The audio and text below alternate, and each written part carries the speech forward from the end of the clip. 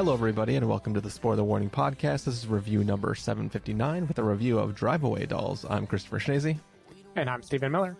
And if you're joining us for the first time, the Spoiler Warning Podcast is a weekly film review program. Each week on the show, we're going to dive in, debate, discuss, and argue over the latest films coming to a theater near you. And we are returning to talking about theaters near us as we, just got done doing our big, crazy, looking back at the last 17 years of the existence of the podcast in various capacities. How you feeling, Stephen, after embarking on that little journey of ours? Feeling good. You know, it's funny. In the moment, we had prepared questions, but I had not really prepared answers. And we went pretty long, like 2 hours. And in the moment, which I even talk about in the podcast, I sometimes felt like, man, I'm screwing this up. This is, I'm not giving them anything. But then when I listened later, I loved the conversation. I really enjoyed it. And preliminary feedback from stray listeners who know us has been positive so far. It seems like people had fun learning a bit about the backstory of the podcast. I like that you're stray listeners, a little bit of a pause, who know us. Yeah, we have gotten some positive feedback, but they are people that we know. So, we got to temper that feedback a little bit and see how the general audiences maybe potentially enjoyed that episode. I even got a piece of a suggestion from a listener who maybe hasn't talked to you yet about something that they think we could do for bonus content in the future, but we can talk offline about that. Okay. Sounds good. Yeah. Shout out to listener Dylan. Last name will not be mentioned. Unless you want to. I mean, it sounds like it's a question for Dylan, not a question for me. But we're back to the grind, Stephen. We got one film that we can get in before we do our big Dune coverage. Are you excited to get into this episode? Oh yeah, I'm stoked. I was aware of this movie middle of last year because I think it was gonna come out last August or September, and then it was one of the casualties of the strikes. Is it got pushed back? So I've been looking forward to this for a while, just in the sense that a Coen brother was making a movie, and goddamn, do I love whenever they decide to do something. I think this is the first time Ethan Coen is doing a feature film on his own, so I was also curious what that was going to look like. Yeah, well, we have seen it. We know what it looks like, and we're about to talk about it. Steven, you ready to get into the episode? I am so ready, and I am so curious what you thought of the movie, because my decision of what you thought went back and forth like 5 times while I was watching it. My decision of what I thought about the film might have also gone back and forth several times while I was watching, but we're going to get into it, Steven. What do you say we take a listen to the trailer and then let everybody listening know what we thought of this film? Let's do it.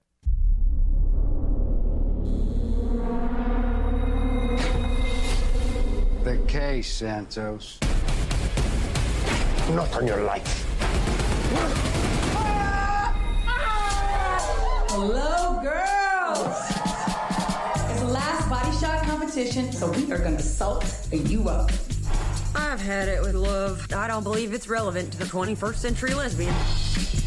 You're not wearing that. I just came from work. I came from Toledo. I don't dress like it. I'm not here to peddle my wares. I'm leaving town. I am too. That was my plan. Where are you going? Tallahassee, Florida. I've been unhappy. That's why we take this trip together, honey babe. We get our act together. Curly's Drive Away, Pennsylvania's most trusted name in car delivery. Curly here. Don't call me Curly. And your name, Curly? My name is Curly. We just met. It's too familiar. We're here for the car. Wait a minute. You call with a drop-off in Tallahassee, and then these broads come in and say they're ready to go to Tallahassee. They drive the car instead of you. Is that bad? Bad if they find the goods.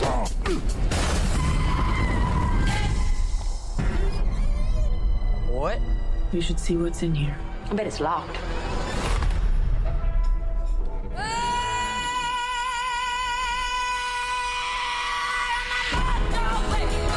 I understand that you're unhappy, sir. We will find and deliver the package. We just want your friends. You cannot relate to the public, which in the service profession is a big handicap. Did the 2 creeps find you? They know we have their stuff. Maybe we sell it back, shake them down. Are they like wanted or something? Oh no, they're not in trouble at all. Yeah, I'm gonna help you break a big murder case. That is about the dumbest thing I've ever heard. And I'm a cop.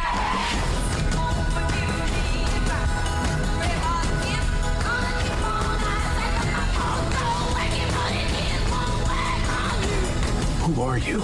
Democrats.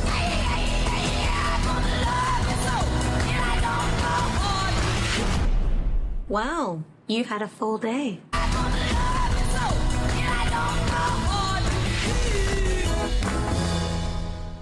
All right, that was the trailer for Drive Away Dolls. Basically, it is a story of two friends who decide to take a little road trip together. They use this service, the Drive Away service, where you can basically transport somebody else's car to a destination. And turns out they picked maybe the wrong car, because there are also some people trying to use that service to do some shady stuff, and they end up getting those people's car, and all kinds of hijinks ensue. Sure. Stephen Miller, what did you think about Drive Away Dolls? Man, I'm not going to lie. At the beginning of this movie, I was feeling a little bit of the Lisa Frankenstein thing. I was getting a bit worried because the comedy seemed really broad. The jokes weren't totally landing the way I felt like I wanted them to in an audience. I'll give you an example. This movie opens with a sex scene where characters are making noises that I would only describe as like cartoon levels of exaggerated sex scene-ness. You know, like they are playing it. We talked about it with Lisa Frankenstein. Like they're shooting for the bleachers, basically. And it was not totally landing. And I was thinking, oh no, I am in for a long ride of something over the top that is just not going to be properly calibrated. Add to that the dialogue. Pretty much anything that Margaret Qualley, aka the character Jamie, says at the beginning is borderline unintelligible, right? She's speaking in like a fake Southern accent, but she's delivering dialogue at a kind of like cadence and pitch that just does not feel like it isn't a naturalistic character, right? Like she's playing a cartoon character in that moment. And the movie steers into that 100%. In the first 15 minutes, it's got crazy wipe transition. It's got super goofy cuts. It's got like everything is just ridiculous. Critics are pretty mixed on this movie. And from that alone, it doesn't really surprise me. But damn, I don't know what to tell you. I don't think I should have doubted a Coen because I think this movie is lowbrow, trashy, and masterfully constructed trashiness in that it creeps up on you, because somehow it goes from that start where I felt like I was in this alienating comedy that was operating at a register I couldn't really understand to I was pulled along into a kind of low-key road trip movie. And about an hour in, I had entered the universe of absolutely batshit zany territory without even realizing it. It's like this movie carried me along with it. And I feel like I don't remember who first said this about a movie, but it's the kind of thing that feels like it teaches you how to watch it. Like it takes a little while to click into the rhythm of what they're doing. But once I was clicked in, I had a fucking great time. I thought this movie was hilarious. I thought it was so over the top. I thought the willingness to be irreverent and just throw all the plot details out the window, which is a Schnese thing that makes me deeply curious how you are going to feel about the movie. I thought that was so much fun and hilarious, and it just sticks the landing in a way that I really, really, really loved. So I left this movie on quite a high. Like, I won't say this is a, quote, important prestige movie. It clearly does not want to be that. Raising Arizona seemed like the obvious comparison, but I rewatched Raising Arizona yesterday just to compare. Totally different movie, totally different style, different pace, different everything. I think Burn After Reading is the closest I can come to in a Coen brothers history to this movie. And people were mixed on that. I loved Burn After Reading, and I loved this movie too. So I can get into the details of what I loved, but I really want to know, because I was playing the Does Chris Like This or Not game over and over again while I watched it, and I don't know where I landed. Let me ask you, how many people were in your theater? Not a ton. It was the big screen at Alamo, and it was maybe like 25% full, 20%. Like there were people. It was definitely nowhere near a packed show. Yeah, because I was also in the big theater at Alamo, and I went to the brunch screening, and there was like maybe 25 people total in my screening. So I was also getting a little bit of a Lisa Frankenstein vibe from the audience, right? Because like when I saw that, I was like, huh, this feels like if I was in an auditorium full of people who were like really vibing with this, it would really, really be landing. But instead, I was kind of sitting mostly alone. Like I was in that like upper section of the back, but I was the only one in that entire area. So I was just like alone with my ball of popcorn, and like there were like little groups of like women in the theater who like were sort of like laughing with each other, but it wasn't like an uproarious like everybody in the theater laughing. It was like every once in a while you'd hear like a little bit like and then that would be it, like a short like maybe like the 3 laughs, right? So I did not have the help of the audience. So all that's being said, to get out of the way, the cold open to this is friggin' amazing. I like when this film started, I was like, holy shit, I'm in for an amazing time. Wow. Right? So we had different openings, so basically. So I mean, I'm talking about. Oh, you're like, talking about the cold open. I hear the cold you, open. Yeah, totally. Not the beginning of the film. Like the actual. The cold open, which we can talk about in a spoiler segment, has some brilliant visual gags, amazing little performances. I was like, I am ready for this movie. Here we go. Saddle up. Like, this is going to be amazing. And then we're ripped out of the cold open and thrown into the thing that you were talking about, like potentially worrying about a little bit, and kind of like, you know, the fast quippy dialogue, the weird accents, you know, like it was kind of, for me, it was like I started to feel the same worry as you. I don't know that the film taught me how to watch it as fast as maybe it did for you. For me, it was kind of a little bit of like, we're in two different worlds, right? Like, I'd be happy to watch just the girls' road trip movie or this weird like criminal story where things are being mixed up, but they always felt so separate. Like, the girls are doing their own thing in their own movie, and there happens to be this other thing that we keep cutting back to, which never rose to the level of super interesting on its own. And the girls thing was like, had moments, it ebbed and flowed, right? Sometimes I was like chuckling with it and it was fun, and sometimes it was kind of just like, I get this joke, are we going to hit a different beat? Then there's like a literal tire screech in this film, and it kind of starts to meld everything back together. And then the jokes were all landing for me. I was like totally vibing with it. And then, as you said, it's sort of like crescendos, and it just keeps going and keeps going and keeps going. And it's like, by the end of the film, I think this film sticks the landing. I think it sticks it real good. I just don't know if the journey was enough for me to like I didn't leave with the high, because I hadn't forgotten about that middle section, which like I said, still had its own fun and enjoyment through it. It never brought me up to a level where I was like, yeah, dude, that was something that like I really want to like people to go check out. But it's like one of those things where the payoff for sitting with everything is so strong and so good that I'm kind of there. Like, I'm kind of there for it. It's just like, when I think about it overall, I'm like, it was fine. But then, like, the high, the moments of high are so high, but like the moments of just fine are so frequent that it's, I don't know how to balance how I feel about this film. I hear you. I hear you. I don't know why. For me, I suspect, and I can't prove it, I don't have any grand theory of this movie. I think the way it builds is necessary for the huge highs that it hits to land the way that they do. And like, I think that is why I feel like this was really well constructed. And for me, I get it. It was more of like a gradual crescendo, whereas for you, you had a long kind of middle patch where you weren't feeling it. Like, we'll talk in spoilers. There are things that happen in the last half hour of this movie that if they had happened 25 minutes in, I wouldn't have laughed a little bit. I would be like, yeah, okay, I'm in a wacky movie where they're just going over the top. I don't care. I don't give a shit. Like, there's something about the way it's almost like it starts as being a romantically goofy movie and then ends with being a like criminally goofy movie, and the way they switch what is goofy is like a slow kind of crossover, and the romance becomes more real and the criminality becomes more ridiculous. Not that it was ever not ridiculous, but it gets even more ridiculous by the end. And I don't know how to explain it, except when I left, I felt a kind of golf clap of, I don't know how the fuck you did that, but you just turned a no into a yes over the course of a movie in a way that the fact that happened was part of the joy of it for me. Yeah.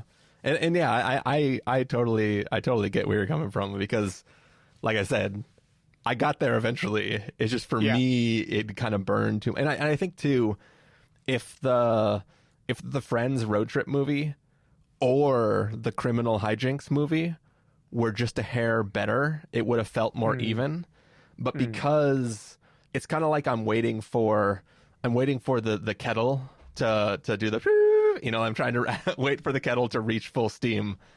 And every time it's about to, we cut to the other group, and I feel like I'm starting the kettle all over again. Yeah, and it's kind of like a thing where it's like, I'm like, here we go. We're almost there. And oh, no, switching. Okay, cool. Almost there. Switching. Okay, cool. And then it really took until like, the cases opened for me to be like, all right, you knew what you were doing the whole time.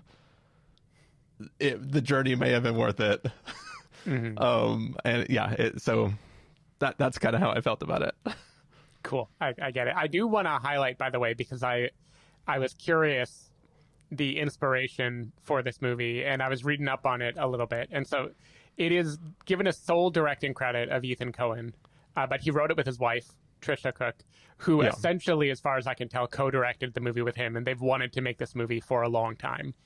His wife identifies as a queer woman. When they met, she identified as a lesbian. So they both have a kind of open relationship with their marriage is a little complicated, basically. And it seems like this movie was a passion project about how do we queer up the Coen thing, basically, because she has been the editor on, I would say, a large number of their movies, especially in their 80s and 90s run. And that part of the story just makes it ring even more fun to me, because it's like they're intentionally queering the hell up everything. Like they're trying to make it be totally ridiculous. They're going as far as they can. And there's just something so gleeful about starting with the cachet that comes from one of the Coen brothers has a new movie coming out, and then doing this with it, that I just I felt giddy. I felt like someone was getting away with something they weren't supposed to. And I hope that's how they felt when they were making it too. I mean, I'm pretty, you don't get the performances you get from this movie if the people are not on board, right? Like, this is not a film that was made in the edit. This is a film that was it was packaged and sold this way. Maybe not in the trailer necessarily, but it's definitely this is the exact movie they wanted to make. And you can tell the people in the film are having a lot of fun. I also, it's hard to talk about this movie much without spoilers, so we'll probably dive there very soon. But I will say, as much as this is a primarily comedic movie, you're willing to sacrifice any character to get a laugh for the most part, I do think as it builds along, there is some genuine emotion to this movie that I feel. There's a recurring flashback that one of the characters has that's kind of about her own awakening, that started as a laugh and then eventually became kind of moving to me, after enough times that they kept returning to it. There is a romantic subplot in this movie that seems like they could never pull it off, and then I feel like they completely pull it off by the end. I believe it. We can talk about it, but I mean, I don't know. There are just things. There are things. I'm not going to say this movie made me cry. This isn't getting that hallmark, but for how over the top ridiculous this movie is, I was surprised at how many beats they managed to hit that made it feel a little bit more rich to me at the same time. Yeah. I mean, I definitely half agree with some of that. Well, yep. I fully agree with some of that. I mean, obviously the romantic interest pieces are. It feels like we have to be doing that here, right? It's so clear and obvious. I mean, much like it was in Lisa Frankenstein, right? Where it's why are you doing this movie if not for this? You know what I mean? You're smarter than me, because I did not have that feeling at all until it started to occur. All right. For me, the best part of that plot is the openly discussing that plot with other people just around them all the time. That was always a good comedy bit for me. Yeah. Anyway, I think we should, unless you have more general thoughts, I think we should dive into spoilers. No. Yeah, I think this film is made in the spoilers. so we could just go ahead and get there. But of course, before we get to spoilers, for anybody who doesn't want to be spoiled for this film, and arguably, if you're going to see it, you probably want to see it before having everything spoiled. If you can manage that, because it seems like everybody wants to talk about the spoiler pieces of this. We're going to do verdicts for you. So Stephen Miller, if you were going to give this a must-see, recommend with the caveat, wait for rental, pass with the caveat, or must avoid, what would you give it? I faced this crisis when I went to Letterboxd a minute after the movie ended because I know it's a bumpy ride to get there. I know if I compare this to No Country for Old Men or even like Hail Caesar or something, I know it is going to come up not quite as high. I'm aware of that. But goddamn, on Letterboxd, I hit 4 out of 5 stars with the little heart next to it. I was like, I'm going fully on board for this movie, so I'm calling it a must-see. I think this is a spectacular trick that they pull off. I don't know how they did it. I have faith that the awkwardness I felt at the beginning is necessary to get the high I got at the end. And I had a great time with my journey. So I'm going must-see. Yeah, I am definitely not must-see territory. I'm probably sort of floating in between a wait for rental and a recommend. I feel like it's one of those things where, like, if you're going to watch it, see it with other people, because you want that communal, you want to experience the end of the film with a bunch of people. And it's not going to hit the same if you're sitting alone on your couch or like me sitting alone in the back of a theater. Yeah, and maybe in the theater, like every 2 minutes rotate and sit next to someone else just so you can all really share in the joy of the movie. That is definitely one way to watch this film. But yeah, so for me, it's sort of that sliding in between those two ratings. I wish that the center and, mid beginning was a little bit stronger for me to like really have me be excited the whole time. But damn it, if this film doesn't like stick the landing that it is going for. For me, being able to talk about it with other people is the reward for watching the film. So take that for what you will. And here we are, reaping the rewards. All right. So, as we said, we're going to get to spoilers in a second. We're going to say goodbye to everybody else who is not going to join us for spoilers. Stephen Miller, people want to find you throughout the week. Where can they do that? People can find me at @SDavidMiller on most social networks or sdavidmiller.com. Or if you want to read the piece that I talked about in the last episode that I was working on, I wrote a top 10 pairs of 2023 essay for David Chen's newsletter, Decoding Everything. So head on over to decodingeverything.com if you want to read that. Yeah, and if you remind me, I will link to it in the show notes for this episode. Cool. Just to make it easy for people to click through without having to pause and go type it in anywhere. You are reminding me of, I was this years old, meaning like the last 2 months when I learned that Instagram stories, you could put a link in them. So every time before I would try to share anything, it would just be either link in bio or just typing a URL and hoping they could type it, because Instagram usually doesn't let you cut and paste anything. I had no idea that was hiding in stories this whole time. What a treat. It is interesting that they put it, that they allow that in stories, but not on actual posts. But yeah, I don't know why. Whatever. Anyways, people can find me at ChristopherInRealLife.com or Twitter.com/ChristopherIRL. I don't know. Or ChristopherIRL and a number of other places. You can find the podcast over at thespoilerwarning.com, where you can get a bunch of the back episodes of the show. If you want to subscribe to the show, you can do so on Overcast, YouTube, Apple Podcasts, or wherever podcasts are found.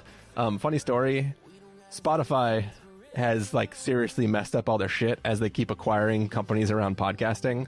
They now broke their editor that used to be part of Anchor.fm. I'm telling this mostly to Steven in real time, but I'm technically not speaking to anybody who used to listen to us on Spotify, because you can't have gotten the last few episodes of us from Spotify because some shit's broken and it won't let me submit the episodes anymore.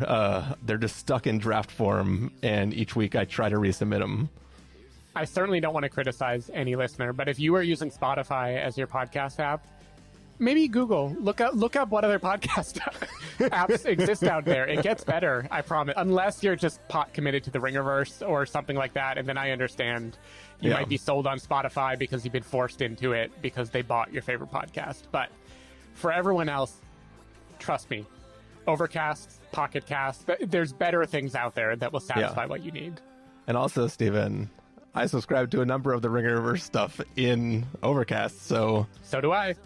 It's not a problem. Just leave Spotify. Do it now for your own sanity. You can use it for music. Don't use it for podcasts. And I think Joe Rogan puts it on YouTube too. So if that's what you were holding on to, yeah, if Rogan could do it.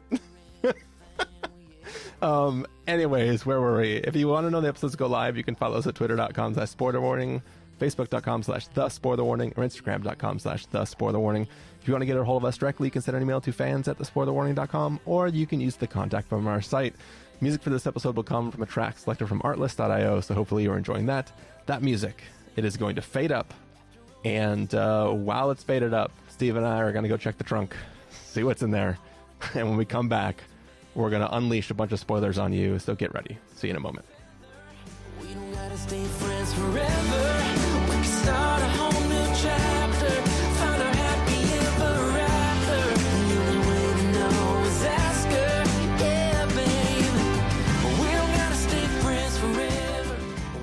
All right, we are back. It's spoiler territory. It's the after part of a review of Drive Away Dolls. We are talking full-blown spoilers for that film. So, Steven, where do you want to get? I mean, I guess we should get started at the beginning, the cold open. Yeah, I mean, let's talk about the reveal of who is not really in this movie. Yeah, Pedro Pascal, featured prominently in the trailer, is only in this film.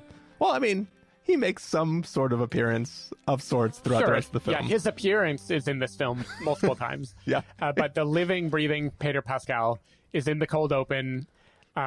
He is trying to trade or sell or whatever the briefcase for a client who doesn't show up. He is then attacked by the waiter, who it turns out is a ultra strong henchman of the bad guys, who does all the henchman things, including squeezing in his eyeballs until they pop, I believe. Now, here's the thing. Before we get to the eyeballs, this is where I was like, I am in for a great ride. It's a corkscrew? Yeah, the guy stabs Pedro Pascal in the neck with a corkscrew, and Pedro starts screaming and tries to uncorkscrew his neck, because you can't just pull out a corkscrew. Everyone knows that. Even though it went straight in, you have to twist it to get it out. And just as he's about to get it out, the guy pulls out a pan and jabs it in the other side of his neck. Like... That's fucking brilliant comedy right there. Beautiful. I loved it. Yeah. And then other people jump out of a car and murder Pedro Pascal. And that is the end of living Pedro Pascal in this movie. Cold open only. Which is a great coup, because I can't prove this, but I've seen Pedro Pascal on a lot of videos on the internet lately, including like the kind of like actors on actors type things where he's talking about his process and stuff. I don't know why they had him on. Maybe it was The Strange Way of Life short or something else that he's doing it. But I feel like he's been doing a press junket for Drive Away Dolls, which is a hilarious rug pull to learn that he dies in the opening, in the cold open of the movie. Yeah. But it's worth it. I mean, technically, there's a second cold open with him, which is when they open up the basket and his head is literally in there on dry ice. Yes, that is a very chilly opening as well. Otherwise, I don't even know how to jump around. Like, let's see. I'll start with my probably MVP side character in this movie is a man named Curly, played by Bill Camp, who owns the Drive Away shop. I still don't really understand how the Drive Away thing works. Like, do the girls just not understand it and they get lucky? Because they seem to believe they tell him they want to go somewhere and he hands them keys and they drive away. But clearly it is you have to drive this car from point A to point B exactly. And there's no way you get lucky enough to just have people walk in and want to go there, right? Yeah. So I this was a silly idea for a film. This is 100% a real business. I don't understand how it works, but if you just Google Drive Away service, like every state has them. It's definitely a thing. I was trying to like look a little bit before this worked, but of course they all like, you have to actually log in and get in there to figure out. Like, I wanted a thing that's like, do you want to drive? Do you want to rent? Like, I was trying to understand, and I want to know how the business of this works at all, because like, in theory, if I'm going to rent a car to do travel, if somebody's just giving me a car, they kind of almost shouldn't pay me, right? Because like I'm getting the service for free. But the person whose car is being moved should theoretically have to pay. So I there's so many questions I have. And I assume the services today are a lot different than the services were back when this film's supposedly taking place. Yes, it's set in 99 or something. I'm not 100% I feel like it's 99, but I'm not positive. But yeah, it's either way, it was super interesting. But yeah, I think they just got lucky. I mean, yeah, they clearly got lucky because Curly just was like, hey, you guys want to go to the same place the guy on the phone just said to take the car. You must be the one that they hired. So yeah. Right. Anyways, go on with your Curly conversation. So they, in the universe of this movie, they hire the driver. They pick a driver and then call his service, and he just provides the car for the driver, basically. And then Jamie and Marian misunderstand it, and they think that they can just rent a car that way, and they get lucky. They happen to get extraordinarily lucky, and it works out. I mean, Yeah. I mean, they one of the two girls is attempting to do the right thing, and the other one is more free will and it wants to go wherever it is that everything takes them or wants to take them. And it's sort of like, I don't think anybody's getting, well, lots of people are getting lucky, but yeah. Okay. Anyway, I'll move on because we don't know enough about the mechanics to say for sure. All I'll say is the way the service works, as I understand it, those other people should not have expected that it was their car to take later, right? Because that isn't what the service is. In the service, you are not hired by the buyer. This intermediary is hired to allow a car, and then the intermediary sources people to do it. But who cares? Doesn't matter. Yeah. The important thing is Curly. Curly is very fun. He's got a very like hangdog Bill Camp. He's the most like classic Coen brothers character in this movie, as far as I can tell. Yeah. Like you could definitely imagine him singing in "Oh Brother, Where Art Thou" or in the "Please Mr. Kennedy" song. He just seems like one of those guys. And in particular, he gets beat up and he is laying on the ground, and he's almost found by Beanie Feldstein later, and he comes so close to being found, he tries to throw paper up in the air. She doesn't catch it. And then he says, "Why would anyone try to save poor Curly?" So here's what I mean about like the in-between stuff where it's like it's funny, but it's like so doesn't make any sense. Like if somebody is saying go to this place, you'll see somebody here, why would you go after hours, right? Like you can't like even if somebody was hanging out there every day, which they were, why would going there after hours show that, right? So like going there at night defeats the purpose of what you're trying to do. So that's like whatever. I don't understand how long Curly is alive. Like I like the joke of him still being there and still being awake and still being alive, but just being stuck on the ground because he got hit once. And he's like paralyzed. It's like there's comedy there, but it kind of doesn't 100% make sense. But it's like I'm going with it because it's kind of funny, but it still makes me go like that's a little too silly. So it's like that's an example of like the back and forth I was doing where I was like, I recognize the humor here, but the reality of the situation doesn't make sense to me. And like they were sort of canceling each other out a tiny bit. Well, clearly you have not seen enough Life Alert commercials to know that many people find themselves in situations where they fall in and they can't get up. And Curly is just in one of those, unfortunately. No, I hear what you're saying, but also I loved Curly. Let's get to the big reveals. Yeah. Like, I would say one big reveal, which is teased in the trailer, but intentionally never shown to you, and kind of hinted you might never learn in the movie, is what is in the briefcase, right? Yeah. I thought this was going to be a MacGuffin.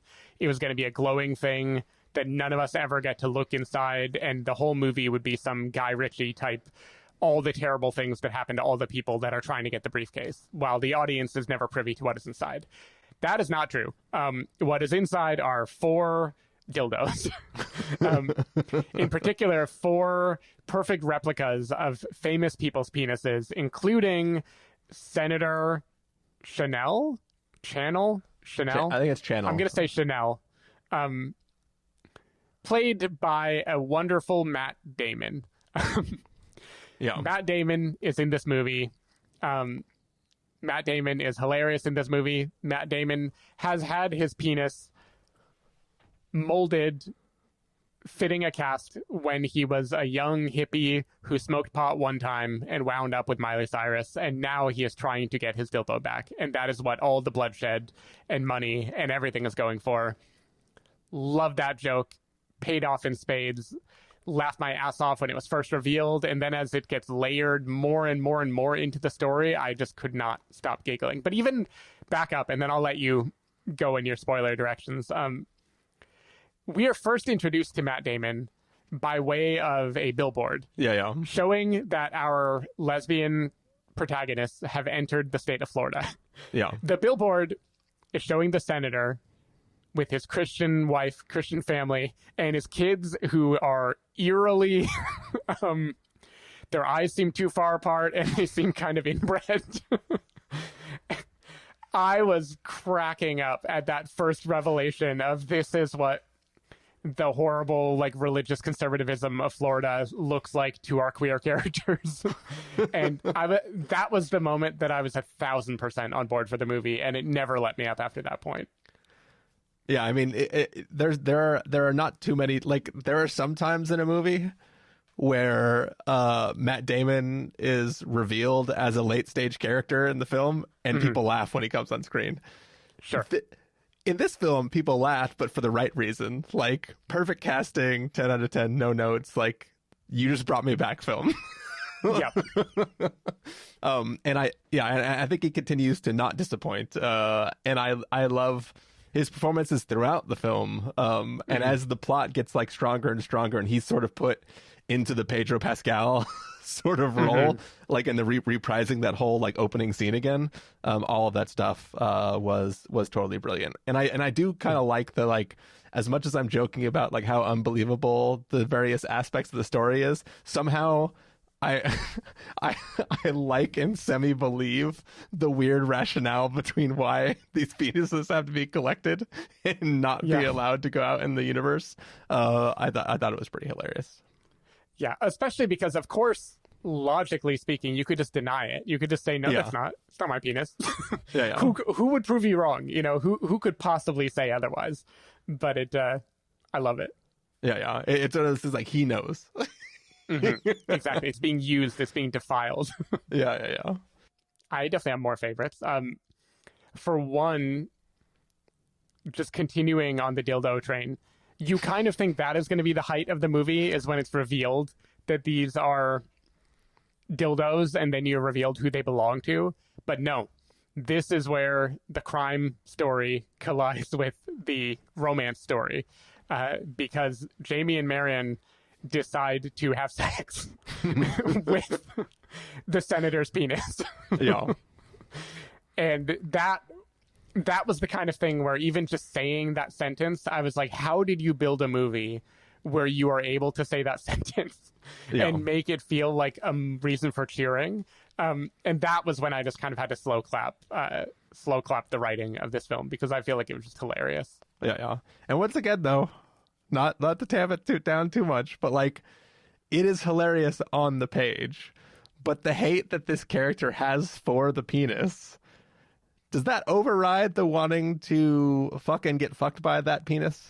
Like, it feels like there's some... You mean the hate she has for the owner of the penis? The owner, yeah. For Channel himself. Yeah, I think it is it's crossing a taboo line that makes it sexier. That is my guess if I had to psychoanalyze. I think specifically the fact that it's his means they are... they're defiling. They're like, taking the power back from the senator. Exactly. Yeah. All right. I'm on board with you. Okay, so there was something I said before, which you treated as the most obvious thing that the movie was building towards, and I was not building to it at all. And that is the relationship between Jamie and Marian. So at the start, Jamie is the wild one, right? Jamie is doing body shot contests. She is cheating on Beanie Feldstein. She is a Lothario, right? Like, she goes anywhere and hooks up with people, and that is just her life. She's the hedonist. Marian is tightly wound, stuck up. She is reading a book by Henry James. She's, like, reading old literature. She's uncomfortable in bar situations. Like, she is definitely a lesbian, but she's treated as being not, like, totally comfortable with her sexuality or just not wanting to be that person, at least. I really believed this movie was going to be a Thelma and Louise style, like, we are just an odd couple who is having a road trip, and over the course, she's going to learn how to loosen up. I did not think it was going to turn into romantic connection between the two of them. That completely escaped me. And even when it starts at the sleepover that they go to, that I referenced before, where everyone is rotating, and then it rotates, so Marian and Jamie have to kiss. I still thought this was more of a, in queer spaces, especially, monogamy is less of I'm not going to say less of a thing, but it is not the expectation the way that it is for straight people all the time. Yeah. And I thought this was the movie just being like, who gives a shit? They're going to kiss, whatever. This is fun. She's going to learn how to loosen up. And when that turned into an actual kind of heartfelt romance where they have the fancy dinner, and Jamie is basically like, I am going to loosen you up and get you to the place where you can have sex, and I think it has to be me. I kind of loved that, honestly. Like, I was completely vibing with this movie, and it surprised me how well it converted me, because at the start, Jamie is comic relief. Jamie is over the top. Jamie is not a real human being. Yeah. And by that point in the movie, I feel like she is, and that's another trick that I think the movie pulled. So it's interesting that you see that as that tipping point, because for me, if I was in the Steven brain up until that moment, that's just a continuation of what you were saying, right? Like, she is saying that, like, look, I've been saying you need to get laid. Rather than try to get you laid, I will be the one that does it. But to me, that doesn't equal, given who Jamie's character is in the film, that doesn't equal romantic entanglement. That just equals, like, I need you to blow off steam, and I'm going to blow it off you. You know what I mean? It's not till later where, like, they're actually, oh yeah, we are doing this now. But to me, it was still telegraphed so far in advance that it's like, yes, this person, this is their best friend. They can't hold a steady relationship because they're too free-willing and doing whatever. Like, it just seemed like it was such an obvious progression for this story to take that, like, I was just waiting for it to happen rather than. And also, like, in that scene where they're having the basement party, and they're forced to kiss or whatever, like, her freaking out and leaving, to me, I thought that was already seeding, like, I am leaving because this feels like it's right in the moment, like, so. Don't get me wrong. By then, I knew what the movie was doing. I just did not think, going into the movie and having the road trip start, it never occur to me that was going to be a subplot of the movie. Yeah. Gotcha. Yeah. Cool. Can I return to the dildos for a second? Please do. Just give them a quick rinse. So as hilarious as the ending dildo stuff is, my hands down favorite dildo scene is Beanie Feldstein, like, crying while trying to unscrew the dildo from the wall to return to her as she's kicking her out of the house. That was pure comedy gold. Beanie is so good in this movie. She is really, really, really good. Yeah. I love that, but my favorite dildo scene, because you know what is going to happen, and then you're just waiting for it to occur, and then it has such an amazing button on it, is the housekeeper. The housekeeper, yeah. Finding it. First, you know she's going to, because she's cleaning the bed, and the camera's just, like, letting her slowly reach around, and the whole audience is starting to realize, like, oh my god, this is going to happen. And then the next time we see it, it has been placed like a toothbrush on the bathroom counter with a little red ribbon on it. Which is 100% what a fancy hotel like that would do if they found this and didn't know what to do with it, but felt like they had to be polite to the customer. Yeah. That probably got the biggest laugh from my audience of anything in the movie. That was just a glory. At that point, the movie's firing on all cylinders, right? Like, everything is making you laugh. But God, I love that image. So, once again, I'm just asking questions here. Don't take that one from me, Chris. No, I don't want to take it to you. I just mean it as an example of, like, the surprise versus, like, the character already noting what's going on. Because there is a world, like, if she's going back to the hotel to get the thing, all the shit's already hit the fan. She needs to collect the dildo so she can add it back to the collection so that everything can be, resolved. and she goes there and it's missing, right? But she never has a fear of like, oh shit, it's gone, somebody took it. Yeah. She's just like, huh, wonder where I put it. Oh, there it is with the ribbon on it. And it's like, it's still hilarious. But it's hilarious from the housekeeper side, not hilarious from her side as like, it's sort of like it's like one punch down from like fear turning into hilarity, because it's just like, doo-doo-doo, oh, funny. Yeah. Yeah, they decide not to play it for fear. I don't know why, but they don't give you that moment of panic. They just want it to be a straight shot to the joke of where the dildo is. Yeah. You can imagine like a longer cut of her asking all the staff one by one if they've seen a dildo. You know, that like, I'm not saying that should have been the way to go. I'm just saying that like, they're like, given all the other conversations they have in public around the various staff who are more than aware of their extracurricular activities, it feels like, you know, feels like there was chance for there to be panic and worry and other kinds of hilarity to ensue. Yeah, that was another just kind of, I was going to say visual gag, but it's more than that. It's the romantic conversation they're having about all the sex that she needs to have while the person is just slowly pouring champagne. Yeah, that one had me going too as well. Yep.